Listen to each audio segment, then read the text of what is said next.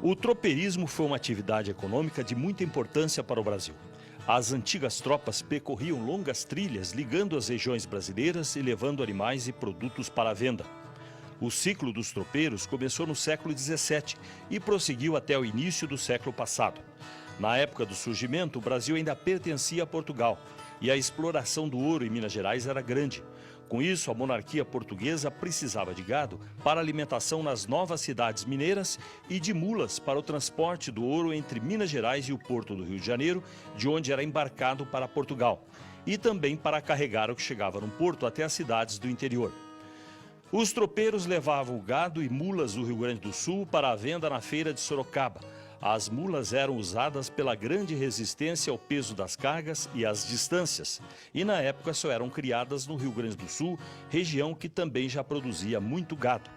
Por este motivo foi criada em 1731 a Estrada de Viamão, ou Estrada Real. Em grande parte era apenas uma trilha e que usava trechos mais antigos criados pelos índios.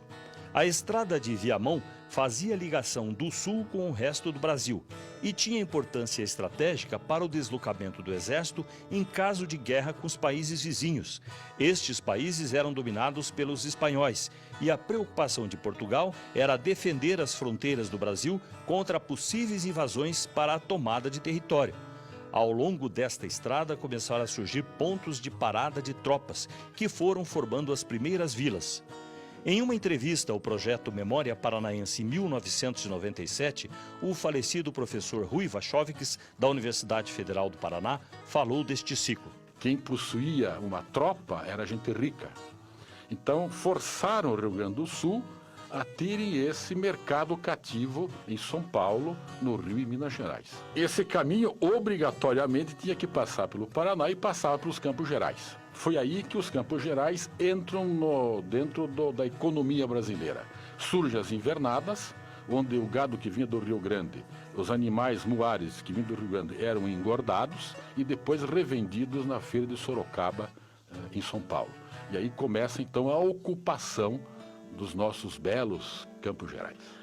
A antiga Estrada Real saía de Viamão, no Rio Grande do Sul, passando por Vacaria e Lages. No Paraná, passava pelas regiões onde estão hoje as cidades de Rio Negro, Campo do Tenente, Lapa, Palmeira, Ponta Grossa, Castro, Piraí do Sul, Jaguariaíva e Sengés, e entrava em São Paulo por Itararé, em direção à feira de Sorocaba. No território paranaense, os tropeiros paravam para dormir, para esperar passar a temporada de chuva e o nível dos rios baixar, para poderem passar com os animais. Nos Campos Gerais, que tinham muitas pastagens, as tropas paravam por mais tempo. Nestas invernadas, o gado ganhava peso para ter mais valor em São Paulo. Curitiba entra como uma variante lateral, porque era um centro consumidor de carne, então era preciso trazer gado bovino para o abate aqui, levar gado bovino para Paranaguá. Então eles descem a serra com gado. Milhares e milhares de cabeças de gado desciam anualmente para o litoral.